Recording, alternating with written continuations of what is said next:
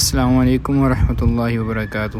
میرا نام عمر ہے اور آپ دیکھ رہے ہیں درویش فوڈ سیکرٹ۔ آج ہم ایسے فرائز بنانا سیکھیں گے جو چائے کے ساتھ بہت ہی مزہ کرتے ہیں۔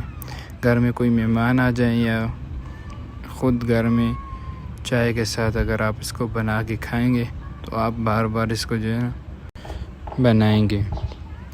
تو چلیں شروع کرتے ہیں۔ اس کے لیے ہم آلو لے لیں گے۔ آلو اس طرح لینے جو بالکل تازہ ہوں، سخت ہوں، دبانے سے جو ہے نا اندر دبے نہیں۔ تو پھیکے آلو اس کے لیے لیں گے ہم اور اس کو اس طرح اوپر سے چھیل لیں گے۔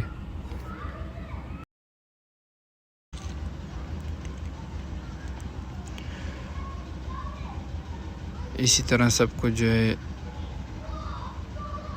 چھیل کر ہم جو ہے چھری کے ساتھ کاٹ لیں گے۔ آپ اپنے حساب سے کاٹ لیں، جس طرح بھی جو ہے آپ کھانا پسند کرتے ہیں۔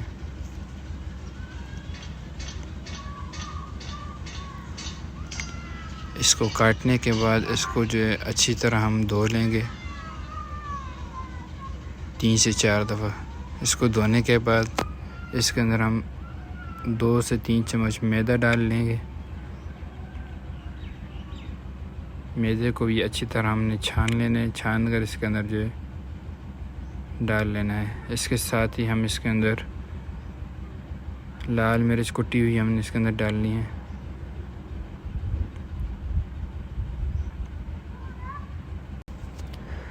اور اس کے ساتھ ہی ہم اس کے اندر دھنیا زیرہ پاؤڈر 1 چمچ اس کے اندر ڈال لیں گے۔ اس کو ڈالنے کے بعد اس کے اندر 1 چمچ ہلدی ڈال لیں گے۔ ہلدی سے کیا ہوگا، اس کا کلر بھی جو ہے اچھے سے آ جائے گا۔ اس کے بعد اس کے اندر 1 چمچ نمک ڈال لیں گے۔ نمک ڈالنے کے بعد اس کو اچھی طرح مکس کریں گے۔ مکس کر کے اس کو ہم چھوڑ دیں گے جب تک کہ یہ آلو پانی نہ چھوڑ دیں۔ جب آلو پانی چھوڑنے لگ جائے تو اس کے بعد ہم کیا کریں گے، ایک پلیٹ کے اندر میدا لے لیں گے۔ اس میدے کے اندر اس فرائز کو ہم اس طرح ڈال کے ایک پلیٹ کے اندر اس طرح رکھ دیں گے۔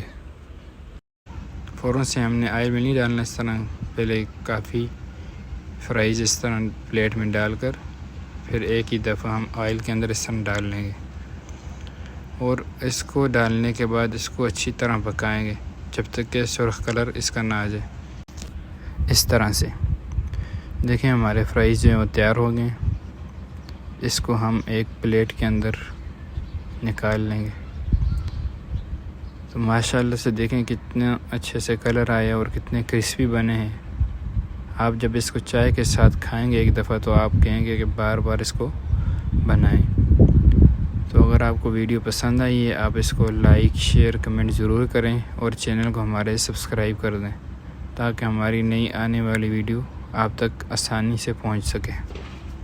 جزاک اللہ۔